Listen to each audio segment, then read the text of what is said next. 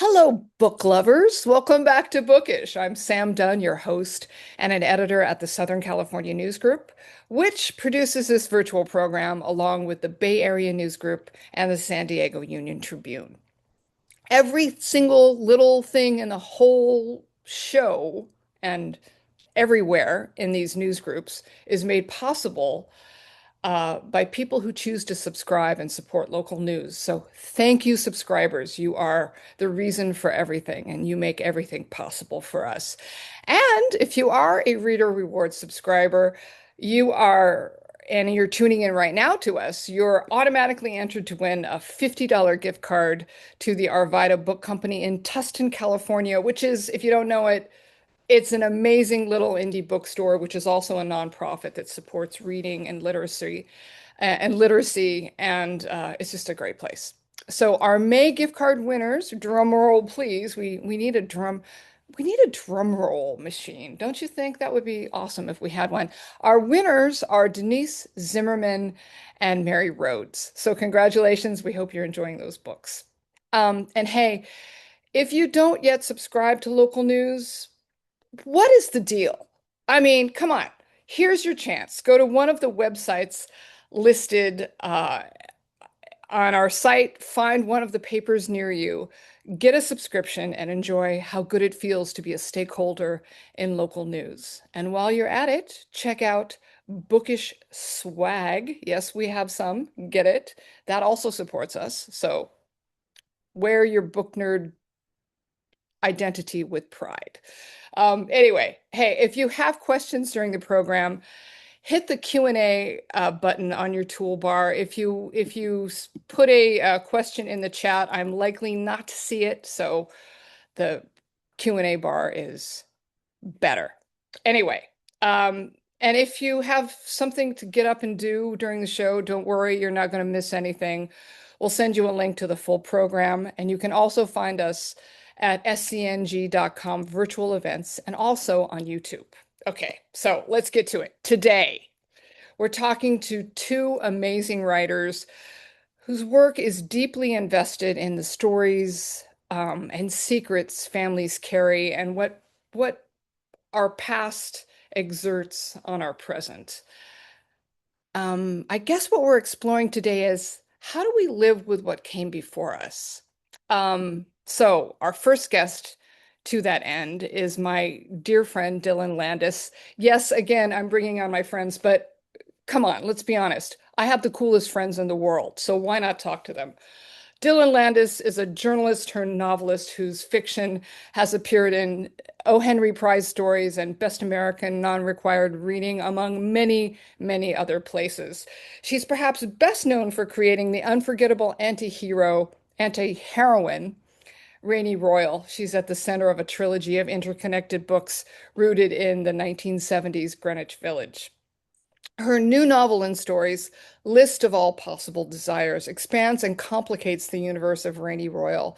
In a starred review in Kirkus, they wrote, "Other people write with words. Dylan Landis seems to write with Mercury." That's about as good as an introduction as I can possibly think of. So welcome, Dylan. I'm so glad to have you on the show. Thank you, Sam. It's great to be here. I am so happy. So, you know how much I love this book, and you know how much I love Rainey, and she's kind of the center of the universe, which we'll talk about this, but she has always felt like a character who's in active negotiation with herself. She's self-reinventing, she's self-sabotaging, and she has this hypervigilance that can seem like she has a sixth sense about things. Um, and what I love about her, what's endlessly fascinating about her, is she's never particularly interested in becoming a better person. Um, but you always end up rooting for her.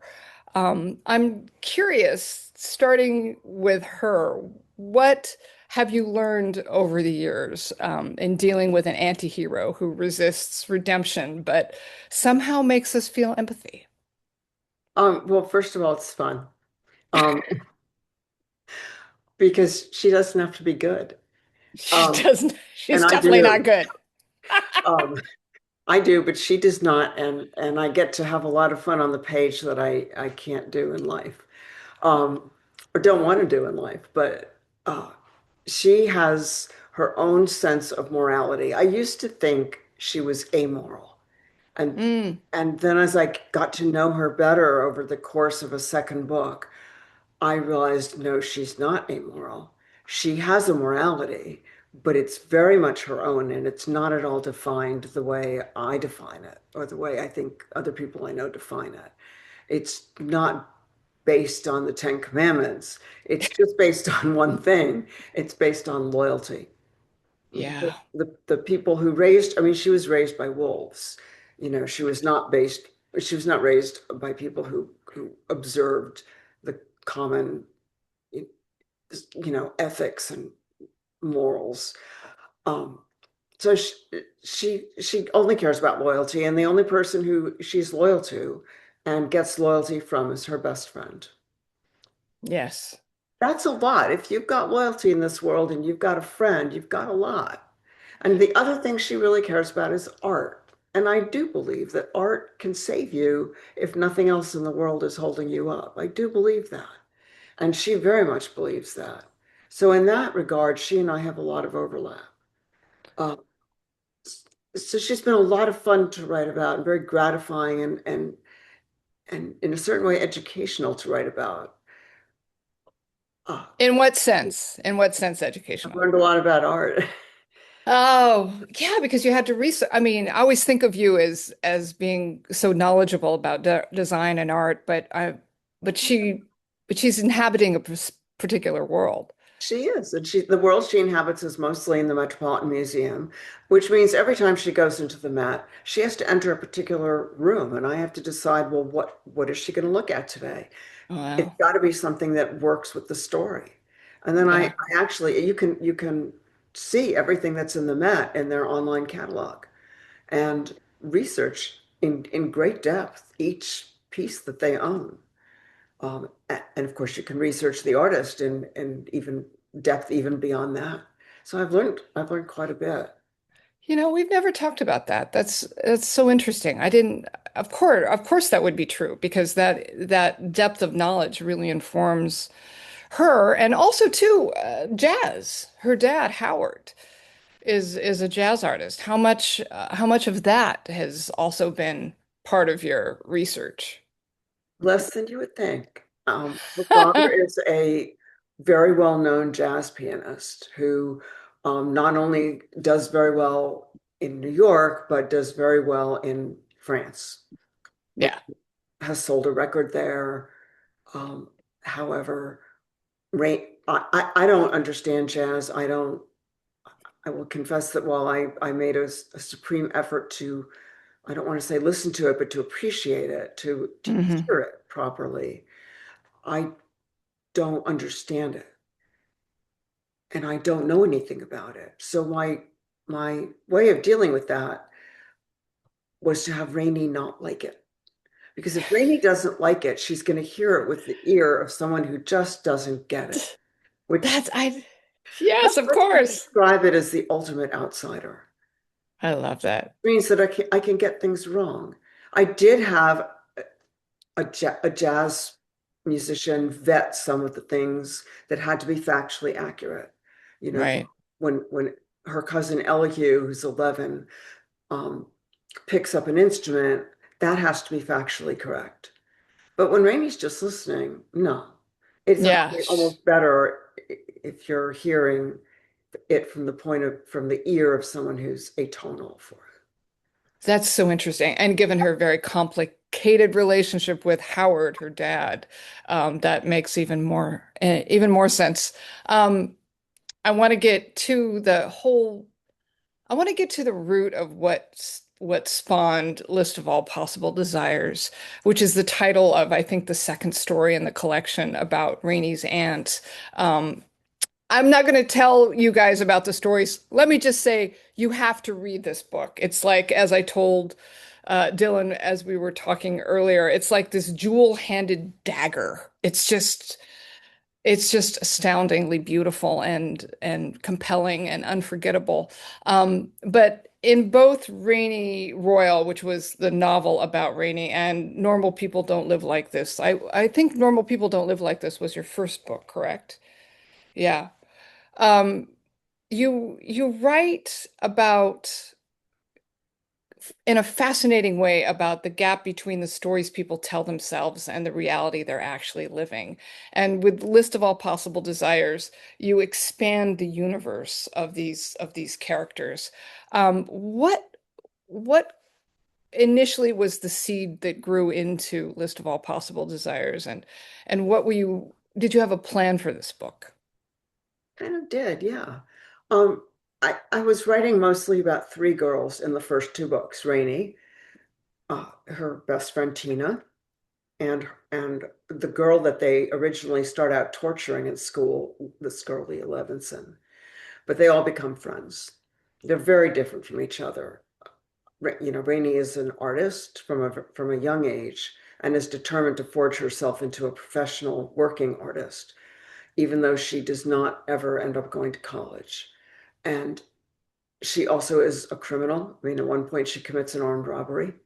Tina, who she commits it with, uh, is a person of very strong religious faith who will, with the same force that Rainey uses to turn herself into an artist, Tina will turn herself into a doctor Yeah, against tremendous odds.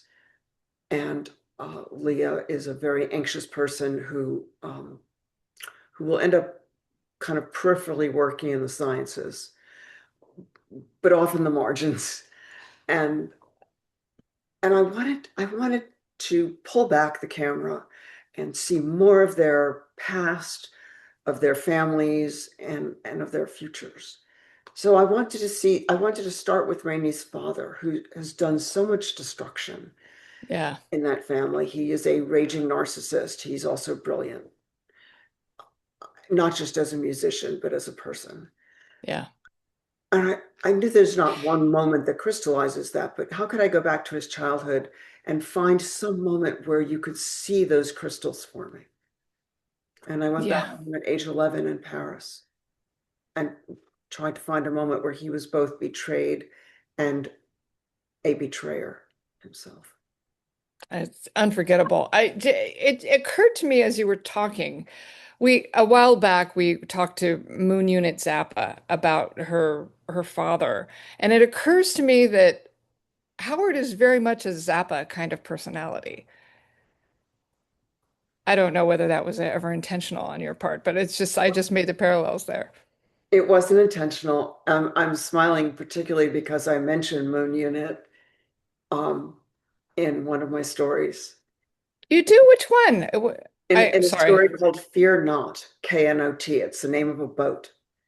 Uh, Oh, it's Rainey the yes, and Rainey is going off with a off with boy, the boy who knowing that she might have some sexual involvement with him, but she doesn't know his name. And she wants and his name. She thinks he looks just like Roger Daltrey, and she's so intrigued yes, and she by him. calls him Roger. Yeah, She thinks of him as Roger Daltrey. I forgot the reference to Moon Unit. Anyway, go ahead. But he doesn't want to exchange names. He's like, we can do it later. We can do it on this boat that they're off to borrow, this friends of his boat. And she's thinking, no, a name is like this radiant handle that's attached to at birth. It's very important. She wants his name. And then she starts thinking about like Moon Unit and what kind of a radiant handle is that? And that's That's right. I forgot. Sorry, my bad. I forgot that there was a mention there. But what. I'll send you the interview with Moon, and it really Howard is definitely a Frank for sure. Um, I want to ask about the form of novel in stories. It seems particularly suited, as I said to you, for Rainey, whose identity can feel episodic.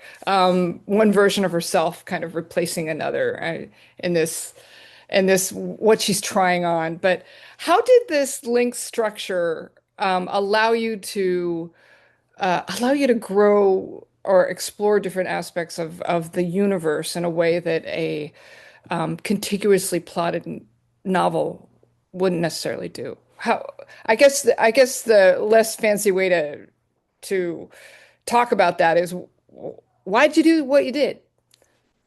I mean, there are two answers to this. One is that I write short stories better than I write big novelistic books. It's just easier for me to think in terms of a scene and Yeah, and round it off at the end. I don't tie it up in a ribbon. It's not my style, but it does have a rounding off. yeah, And then I want to open a new door, and it's not always on something in that same arc. It's something, often something entirely different.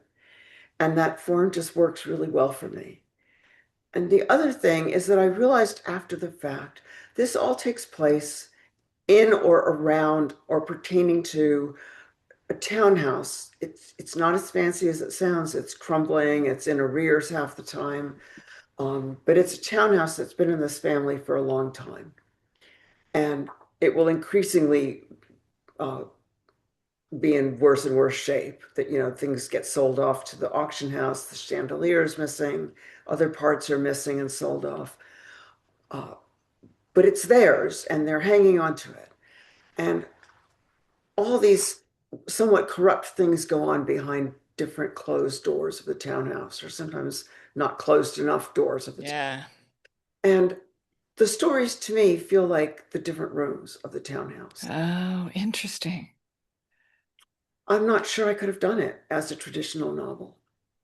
That is so And interesting. I do hope it holds together with a novelistic kind of feeling. Oh, absolutely it does. Absolutely. And going into these characters that we've heard about before or seen just peripherally was just fascinating to me. I anyway, uh I want to ask you, we have a question from our dear Kathleen Brady, who's one of our regulars on the show. Hi, Kathleen. I'm glad you're here. She asked about what your daily writing routine is, but I want to add on to that and say that I've heard you say a few times, um, when you're writing, you think, how can I F this up, right? What does, what does that mean, and how is that part of this writing process that you go through? Hi, Kathleen. Um, so yes, to address both, I don't have a regular writing routine because I really like getting my work done. And that work changes from project to project. It changes, like right now I have a book out, so I have to think about what am I doing for publicity for the book? Do I want to write an essay that could get published somewhere? And that will take me a long time, but that means I'm not working on the next book. What Mm-hmm. the work, it depends on the work, it depends on how caffeinated I am. I have problems with my hands, so do I need to be resting? Which reminds me, Yes, please have a thank sip. you. You just reminded me I had coffee. Yeah, go ahead. Um, Sorry. so because I want to get my work done and I do get my work done, I don't obsess too much about whether I've started my work by 10 a.m. or whether I'm getting down to it at 2:30 p.m. I will work.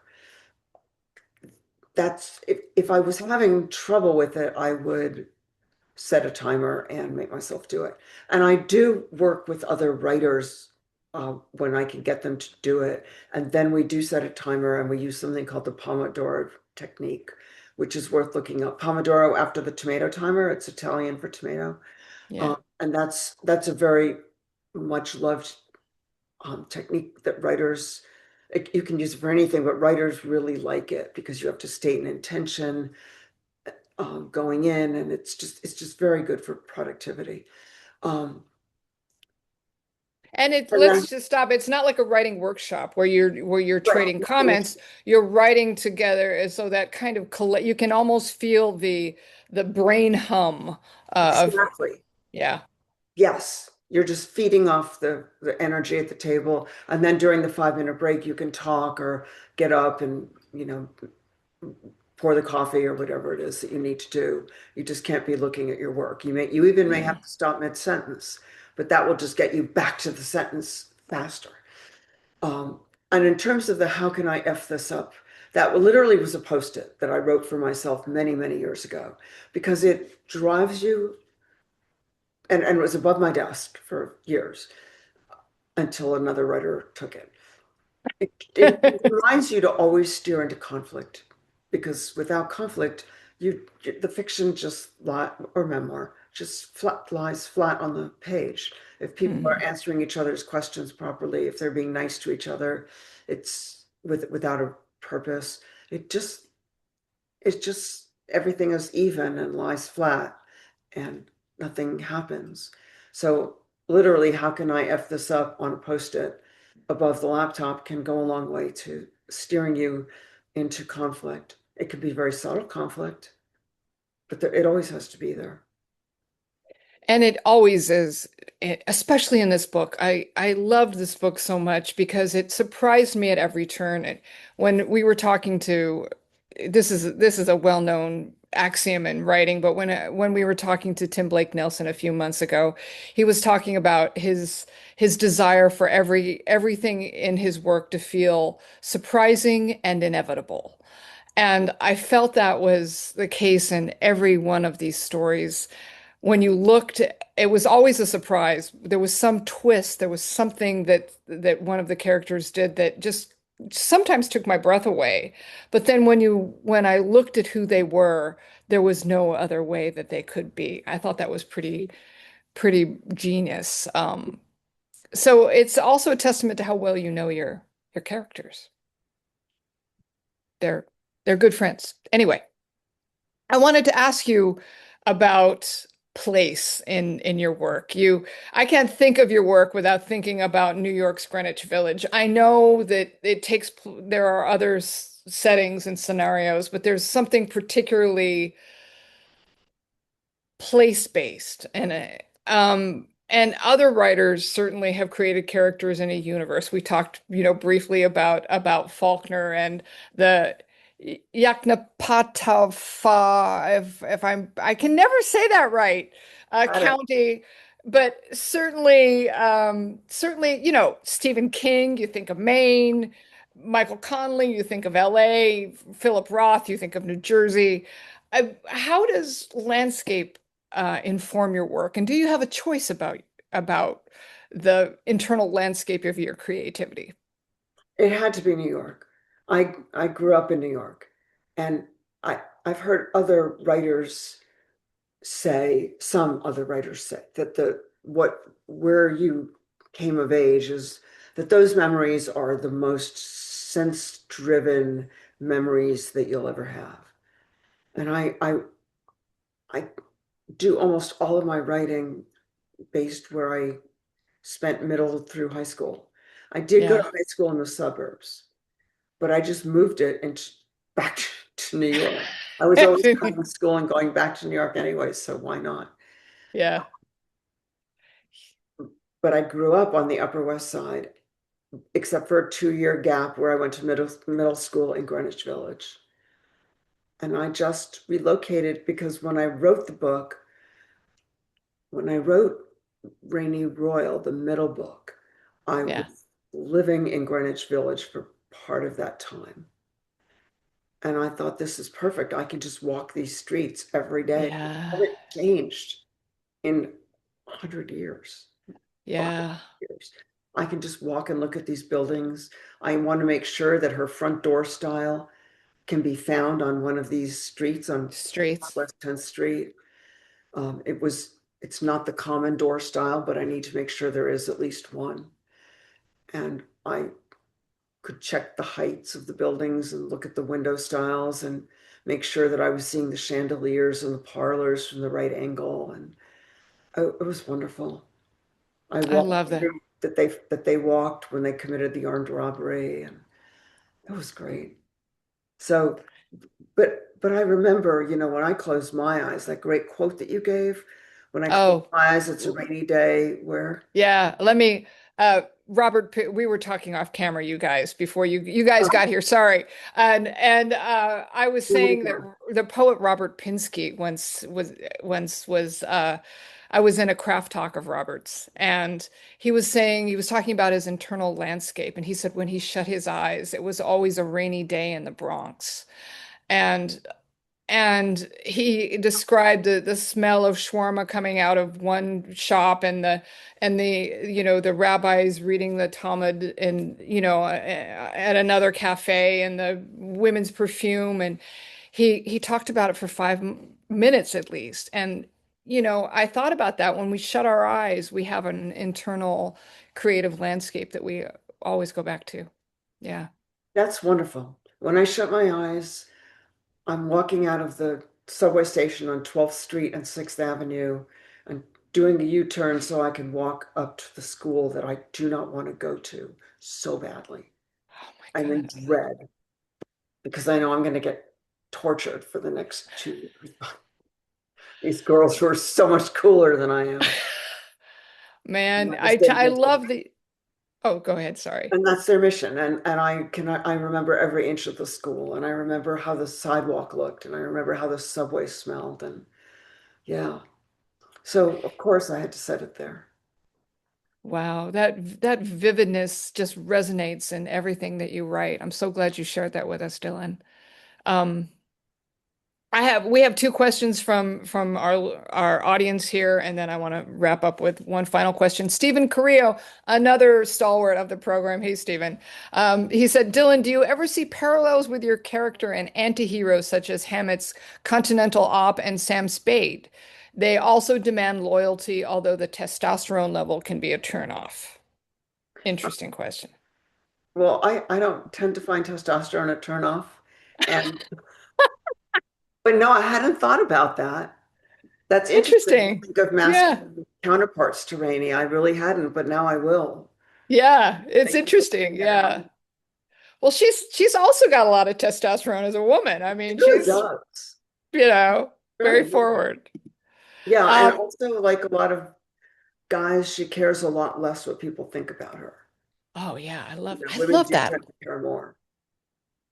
Yeah. Yeah, that's part of the reason we always want to follow her because she has just zero F's to give about most things, Yeah. you know. Another question, Richard Tash. I hope I said your last name right, Richard, but he asked, what is the most joy you feel after you complete a book? Oh, that's a good one. I feel joy through the whole process. Honestly, I'm just so happy I get to do this. Where after the completion of a book? Well, having it get accepted has to be the best part because that's the harrowing part is while you wait, that part's not full of joy. So I'd say getting it accepted and knowing it's got a home and it's going to get published, that's the joy part. Yeah. Yeah. That's That's awesome. When you get your little contract and you get to sign your contract. yeah, It's real. even before the contract, just having the yes is there's just so much joy in that. I love that. I love that. Well, we're glad that these books have found a home. I want to ask, I feel like I could talk to you all day. I know I could talk to you all day because we have talked for hours at length many times. But so now that the universe has expanded, what's next? Is there something that another book that this book suggests? I do see a fourth book. Um, I thought my agent was gonna, shoot me when I said it, but she said no, I want it. So I think I might write it. I do want to write about Rainey as a young mother. I see her Oh, having a toddler, like a toddler who can actually speak in sentences, because I think that would be both challenging and interesting and very funny. And I think that Rainey would be a very, very unusual mother. She has these criminal tendencies. She's counter social. She yeah. would certainly be looked askance at by other mothers, and yet she could be really fabulous and encouraging. If anyone was going to raise another artist, it would be her.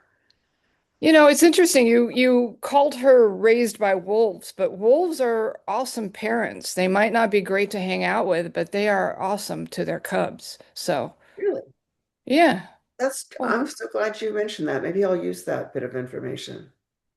it's yours here. Silver platter. It's yours. Thank you. I accept it. Um, what before I let you go, that was my last question, but we had a question come in from Sandra Stahl that I happened to see out the corner of my eye, and I thought it was a good one. Do you ever because I kind of know the answer to it, and I want to hear you talk about it. Do you ever get stuck with the story and not know for sure where to take it next? Every single story. I knew you were going to say that. So talk about that How did you know? because Uh, we've talked about it oh, before. every single story. And that's where my readers sometimes come in. Uh, I will get the part that I've got as good as I can get it. I don't like to show really rough work. And then say what where where this go. Another thing I'll do is the what if game where you write down 5 places the story might go. However, like literally, what if, Amanda um, decides to crash her car into a wall, for maximum damage to the car? What if Amanda decides to take her kid and leave town without telling anyone? What if I'm like off the wall? What are like 5 completely bizarre things that I would never have thought of for this story? And write them down. And if those don't trigger something, try it again. My impulse is to say stay off AI, but I don't know. I'm hearing people talk about AI, so um, it- but In terms of generating questions, so generating the what ideas. if. Yeah, Yeah. I'm not wild about that idea. I have not done it for that, and I would say just it's got to come from, you can't see me. It's got to come. I've got my fists at my gut. It's got to come up from here, I right, love and that. not And from not here. be here. Yes, Yeah. Yeah. and it's got to come from some weird, unexpected place with inside you to be organic to the story, or it won't feel organic to the story. I love everything you just said, and I adore you. Dylan, will you come back, please? Love to. Everyone, Dylan Landis, list of all possible desires. Honestly, I would not steer you wrong. This is an unforgettable book by an unforgettable writer. Thank you, Dylan. We are going to see you again. Okay, bye. Thank you. You're welcome. So, speaking of fantastic women, next, let me share with you a conversation we had to pre-record this because of Ruta's schedule, but I recently talked to Ruta Sepetys, and if you're a reader of historical fiction, chances are you've spent some time with Ruta's remarkable novels, including Between Shades of Grey, Salt to the Sea, that's a great one, Fountains of Silence, or I Must Betray You. What I love about her work is the way she uncovers um, kind of forgotten corners of history and fills them with characters that you feel that you have met, people whose stories stay with you, like Dylan's characters, a long time after you have closed the book. Her works have earned critical acclaim, a devout international readership, and a well-deserved reputation for blending meticulous research with these really heart-wrenching stories. So let's hear what Ruta has to say about her new novel, Fortune of Sand. Kim, can you roll it for us, please? Thank you. Ruta, welcome to Bookish. I'm so thrilled to have you here. Thank you so much for having me. I'm thrilled to be here. Well, I can't believe this is the first time because you are a big deal. People do love your books, and I must say that that Salt to the Sea was one of those books when it came out that was just on everybody's lips that I was talking to. It's still So on my heart. That book is still on my heart. How many years later? All of the books, and you're a writer. It makes an yeah, impression on you, and then you kind of carry the story and the characters with you. Yeah. yes, very much so. But with this new book, A Fortune of Sand, you're entering this adult historical fiction world kind of for the first time, even though many adults read your YA books. Yeah. Um, I'm curious about that and what that adult lens allowed you to explore in this book that maybe writing for a YA audience wouldn't allow for. I actually believe, and if you know my work, I believe that young adults have such a deep sense of emotional truth. They can handle these difficult stories. In fact, Yes. sometimes have more capacity and bandwidth at that point than we do as adults. As adults, Yeah. these difficult stories. I have a lot of friends who say, Ruta, I love you. But I can't do these dark, sad stories. Give me something Yeah. actually lighter. And when Yeah. I came upon this story, which we can talk about, had been percolating for such a long time for me, and it was a prohibition era setting.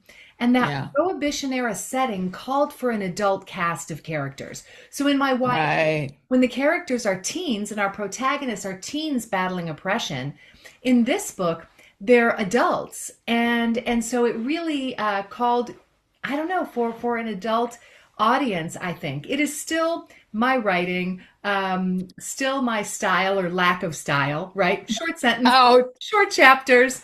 I Um, love.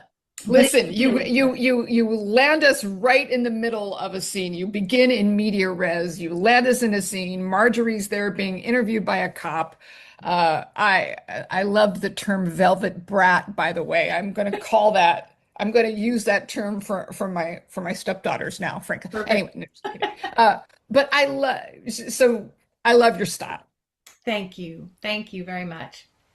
I want to go into the origin of this book, and you have said in the past that history writes my stories. Can you talk about what that was for you for this book? What part of the historical record piqued your interest where you said, I have to tell this story?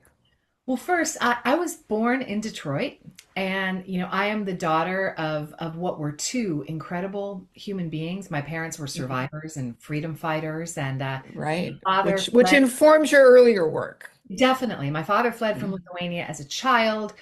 Spent 9 years in camps before being able to come to the United States. My mother, who was born in Detroit, the youngest of 11 children, her father died before her second birthday. Just really lived such a life of hardship. But I grew up in a suburb of the city of Detroit. It's something that's very close to my heart, and wanted to set a story there. And So wait, so you grew up in Grosse Pointe? no, I grew up outside. I grew up Oh, in a different oh, suburb. okay. Um, Okay. and uh, and and when I was about 9 years old, our family was invited to an event uh, that was hosted by the fashion writer for the Detroit News.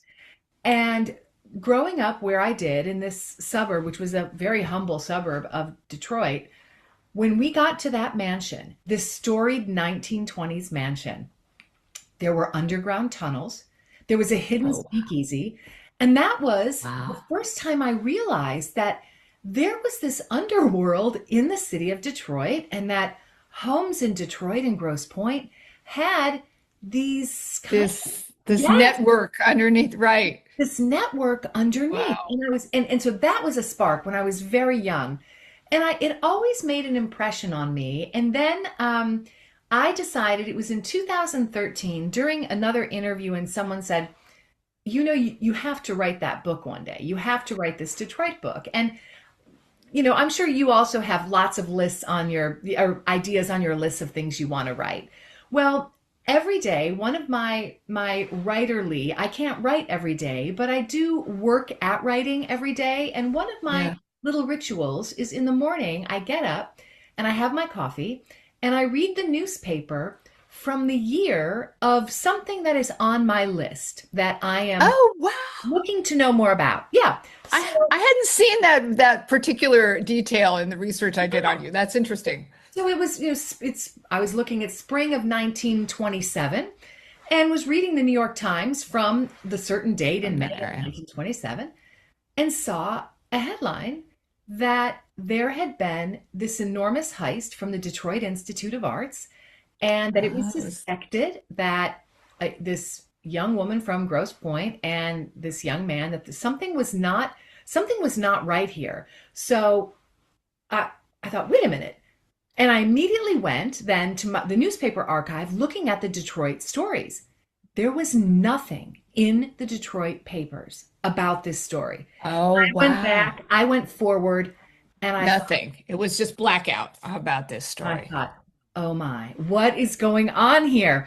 So then I thought, okay, I really need to, in earnest, approach this and figure out what's going on because this story now is speaking to me. And Yeah. and that's how I built the story of the Lennox family. The story is set Mhm. in 1927 and follows this really wealthy and wily automotive family that's in glass. They make windshields. The windshield barons. The Yeah, right. windshield Yeah. baron, Yeah. exactly. And they are behaving so badly and making such terrible decisions and gaining a ton of power while doing it. Yeah. Well, the youngest daughter in the story, Marjorie, she Marjorie. discovers this web of lies in the family and decides I have to leave. I have to. And the story explores just how far will a dynasty go to keep its secrets. And in Detroit, during the time period, it made my toes curl what I was reading. And so that was a little bit of my entry into the story where I really started to peel back the layers. And it became an investigation, a true investigation. I worked for 13 years with the city Oh, wow. law department of the city of Detroit. I had to put in Freedom of Information Act requests. I wonder if you or any writers have ever done, put in FOIA requests. No, well, yeah, Oh, as a yeah. journalist, yes, but for your historical fiction, that is Yes. And, fascinating. and then you start receiving calls. May I ask what you are working on? And you think, ooh, now this is if I'm getting Yeah. calls. And then, You're yeah, like a dog with a bone at that point. Like, totally. And then, working with former FBI agents saying, hey, you're a freelancer now. You consult. Let me hire you. What do you make of wow. this to interpret the findings? And bit Wow. by bit, as I started pulling a thread, this stuff started to unravel and come at me. And that's how I built a Fortune of Sand. Some of it seems ludicrous, and the characters seem so eccentric, and it was all real. Yeah, that's truth being stranger than fiction, right? Can Yeah. you talk about Marjorie as your protagonist through this story? Because she's the youngest, correct? And she's the truth teller. She's outside of the system. I'm wondering Yeah. I'm wondering how you built her and what was the key into that character for you? Sure. And you talked about the system. So for me, the system that I thought I was going into, it was the 1920s. And the dominant narrative that we have accepted about the 1920s is what? One of flappers, Yeah. jazz, right? Freedom, liberation, and when I started researching, that's not what I found. I Mm, found a system of oppression and fear and that juxtaposition. And as a writer, you always want those tensions of opposites, of fear and right, control, fortune and facade. That right. was became central to the story and to creating this character of Marjorie, who is the youngest in her family, dismissed as artistic and whimsical. And what I came upon again and again is how these brilliant women who were artistic and incredible, but they were dismissed. And as Yes. a result, when we dismiss someone saying, oh, she's whimsical, she's artistic, bohemian, we make them invisible. And that invisibility for a character can allow them an ease of movement. They Mm. they aren't seen. And in a way that's hurtful, but also could that be an advantage? And so that's how I created Marjorie. Wait a minute. What if this younger daughter is dismissed? And mind you, I studied so many of these automotive families in Yeah. order to Oh, yeah. understand the archetypes of each family member to populate my own fictional family with these people. And so that's how I created Marjorie. What if we have this, and that also I would say is probably maybe a literary, trope or something you see. There's this wild family, and then there's one character who is kind of on the straight and narrow, or at least sees it straight and narrow. And that is Right, the right. character of Marjorie. And of course, she wants freedom and she wants love, and has this attraction to this very compelling man in town, but isn't quite sure what is going on Right. with him. Again, is it fortune or facade? And she has the opportunity to go away to this arts residency, and she thinks that is going to be her ticket away from her family. And when she gets there, And then, and then, and don't then tell me what happens because I haven't gotten to the end yet. I won't. And then I'll just say, And then, and as a writer, that was so fun to write because you write something, and I'm writing about the 1920s time period, which was a time of fortune and facade. And I thought, I have my characters, but could the narrative architecture itself take part in the facade? Meaning that, yes, you're uh, reading a story, but then, and it's deceptively fizzy at the outset, and oh, okay, here's Marjorie, and yeah. oh, she's, fun, and then all of a sudden, as you move in, the lights begin to flicker for you as the reader. That's what I wanted to Yeah. do. So wait till you see when you So get interesting. where. Yeah, Whoa, something's coming. You can what just is feel the that? tension. Something's coming. I just had a couple more questions. But I just have to say before I ask anything else, just a comment, the whole world of the 20s and Detroit, imagining Detroit as a place of elegance and richness was so interesting to me because now it is synonymous with kind of our faded industrial power in the United States. It was just really interesting to see it that way, and Oh, it that was means almost cinematic to me. thank you. That means so much because as someone who was from Detroit, I mean, then it's a city of history, a city of industry, and a city of tragedy. And Yeah. Detroit was once known, I saw this again and again in my research, as the Paris of the Midwest. Detroit, the Paris of the Midwest. Wow. And so it really also made me think about things that were once vital but have now vanished. Every one of us Mm. in the city or state where we live, there were people, places, powers that once ruled the map and now lie buried or broken or forgotten.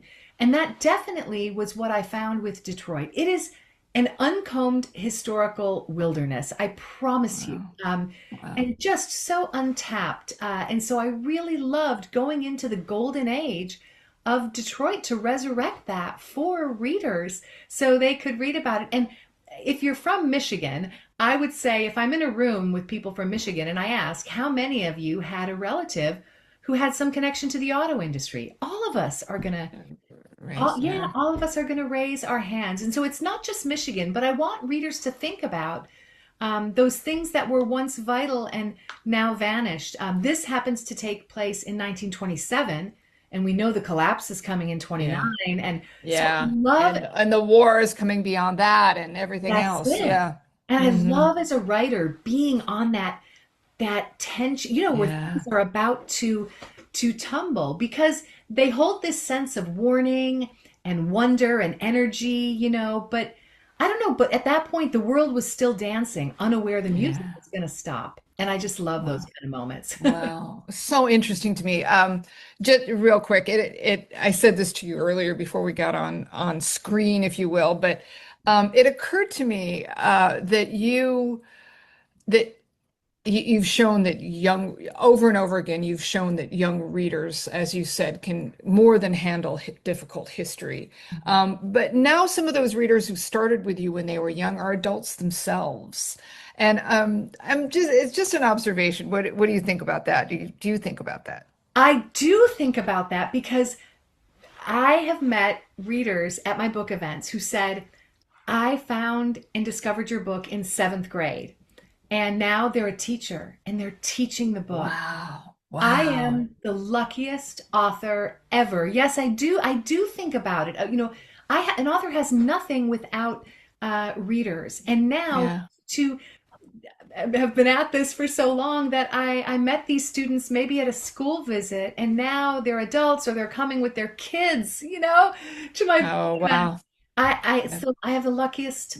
I'm the luckiest person ever. I do think about it. And I do also consider myself probably primarily an author for young adults. And that's because I believe that books we read when we're young, 12, Yes.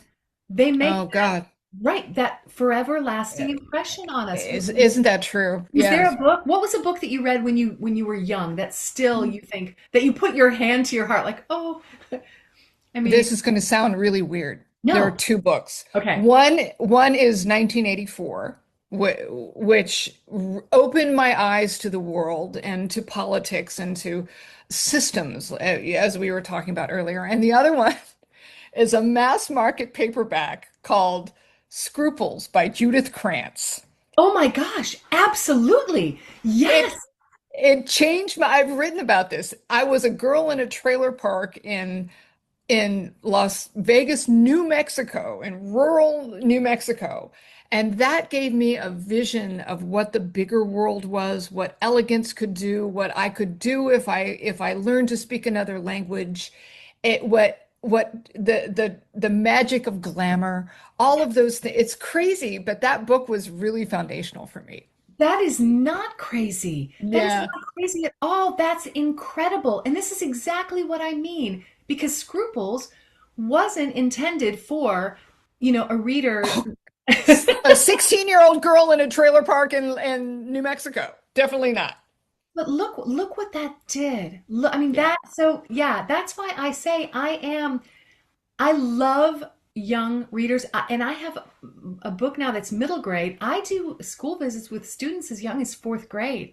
And then I'll Oh, see them wow. again when they're reading Salt to the Sea or I Must See? Betray You in seventh or eighth grade. And then I see them in college when they're reading Out of the Easy or maybe A Fortune of Sand. Yeah. So yeah. Yeah.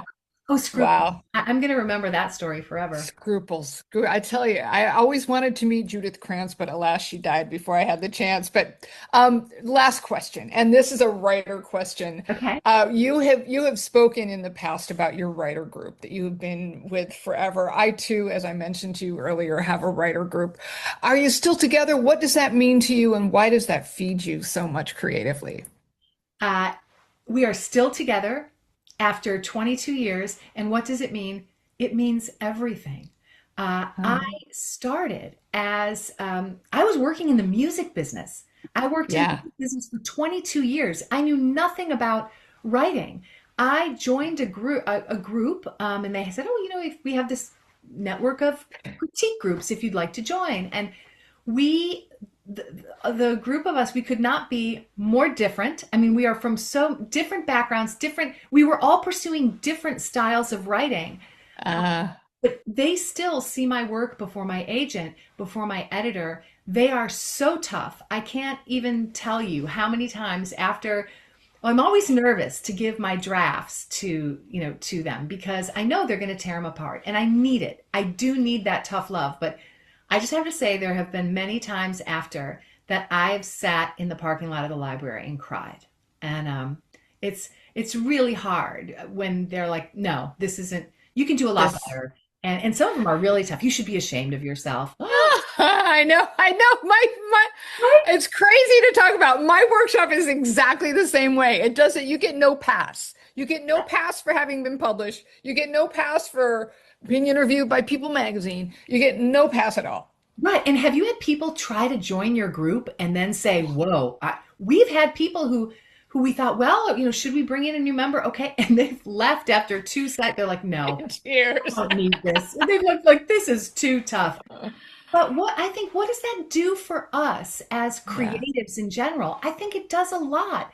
yeah. When we have an idea or when we write a draft, it's in our head and heart. But are we landing the plane? Is it on the page? And what we put on the page, is it so obscure and maybe in my case like self-indulgent and when I was writing Between Shades of Grey, my group kept saying, "You need to understand, we are not Lithuanian." And the Yeah. majority of readers are not going to understand what that means. You have got to dial this back and break it down. And yeah, and my books are always so my drafts are always so research heavy. and Yeah, you have to. We don't need this. Too much backstory. Yeah, I love that. I love that. And I'll just let you go after this, but I love the fact that you're talking about this because partly because uh, the revolution in self-publishing has, yes, allowed a lot of people into the process. It has democratized publishing in some respects, but so many times I get self-published books, and I think, honey, you need a critique group right. before it's like you need a best friend who will tell you that your ham is sticking out in the back. My ham is hanging out in the back a lot of the time. Exactly. And they have to tell me that. And yes, I find that I am actually not a writer, I'm a rewriter. Now that I understand, the potential that something can have if I get back to work on it, I think of it and I tell students this. When their teacher says, "Oh, I want you to revise this," and they get the eye roll, and I say, "Well, wait a minute. Think about it. If you are a performer or a competitor of some sort, imagine if you could go back to your Yeah. performance, your competition, and you could change something. As writers, we get to do that, and it might take a mediocre game, which might be submitted to you or submitted too early, into a winning game, into something Yeah. that's really, and we need that. I just can't. Of course, there should be boundaries. We do have rules in our group that we need to start with. Let's talk about the positives first, because if you just launch into all, Yeah, absolutely. yeah. Do you have I guide? do absolutely. In workshops that I lead to, I always say what brings you into this work, because there's always something that brings you into this work. There's always, even if it's just the way someone uses the color blue. I mean, there's got to be something. Give them a toehold, and then we can talk about what takes us out of the work. So, Yeah. yeah, absolutely. Ruta, it is just such a joy to talk to you. I wish you so much luck with it. You're not going to need luck. It's just going to hit and burn up the charts. I'm sure of it. Oh, well, that's very sweet. Honestly, and I mean this with my whole heart, that for me it really is about the creative process and trying to give voice to those stories that either Yeah. slipped through the cracks of history or were intentionally buried. And sadly, I have a list of 27 topics that I'm I, researching and working on. It takes me 7 years to write a book. So I I was that was my final question to you. I was going to ask you what's next. It seems like you have what's next until eternity.